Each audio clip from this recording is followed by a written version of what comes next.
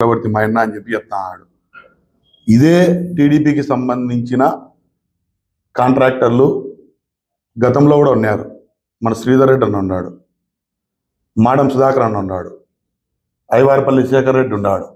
వీళ్ళంతా ఎవరన్నా టీడీపీకి సంబంధించిన వాళ్ళేనా?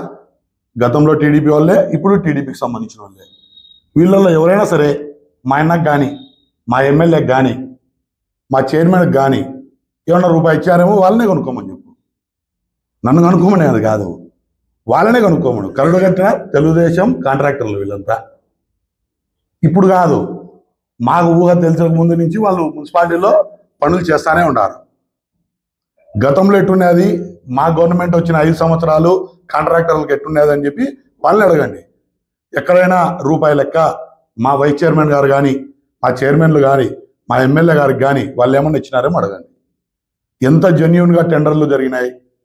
ఎక్సెస్ సింగిల్ టెండర్ వచ్చినా కూడా ఆ పనికి సంబంధించి వాళ్ళకైనా కూడా అంతే, ఎక్కడే కానీ పార్షియాలిటీ అనేది లేకోకుండా, కాంట్రాక్టర్లు ఎవరనేది సంబంధం లేకోకుండా, టీడీపీ వల్ల వైసీపీ వల్ల అనేది పక్కన పెట్టి అభివృద్ధికి పెద్దపీట వేసి ఎక్సెస్ వేసినా కూడా, సింగిల్ టెండర్ వచ్చినా కూడా వాళ్ళకు కూడా వర్క్లు ఇచ్చినాం. దానికి నిదర్శనం వాళ్ళే.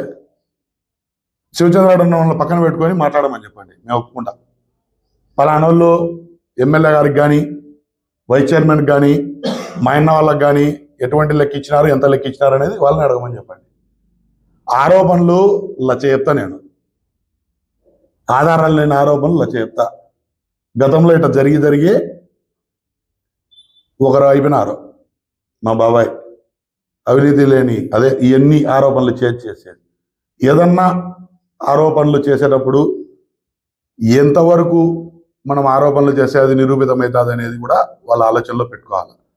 నా నామినేటెడ్ వర్క్, నా వర్క్ గురించి చెప్పినారు. నా వర్క్కు సంబంధించి అప్పుడు అన్న సర్పంచ్ కూడా కాదు.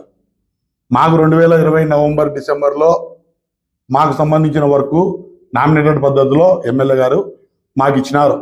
పార్టీ కోసం కష్టపడినారు, తీసుకోరా, తీసుకొని చేసుకో, బాగుంటుంది పైప్ లైన్ వరకు, నీకు సంబంధించి మనం ఏం చేయలే, మున్సిపాలిటీ కంటే ఇది కొద్దిగా పెన్నా నది నుంచి పైప్ లైన్ వరకు బాగుంటుంది అని చెప్పి మాకు ఆ ఓబన్ అన్నకు ఇది సరి ఒకటి ఇచ్చినారు. అప్పుడు అన్న సర్పంచ్ కూడా కాదు. అదేదో అన్న మాకు ఇచ్చినట్టు, అన్న దయాదాత్మంతో బతుకుతానట్టు, అన్న మూమెంట్ ఆ విధంగా చెప్తాడు. అదంతా పూర్తిగా తప్పు. ఇప్పుడు ఆయన చెప్పిందే మేము చెప్తున్నాము. వాళ్ళకి సంబంధించిన కాంట్రాక్టర్లతో పక్కన కూర్చోబెట్టుకొని ఏమి ఇచ్చినారో ఏందో చెప్పండి, మేము ఒప్పుకుంటాం. దానికి మేము కట్టుబడి ఉంటాం. ఊరికే నిరాధారణ ఆరోపణలు చేస్తా పోతే ఈ ప్రెస్ మీట్లు పెరిగేది తప్ప తరిగేది ఏమి ఉండదు.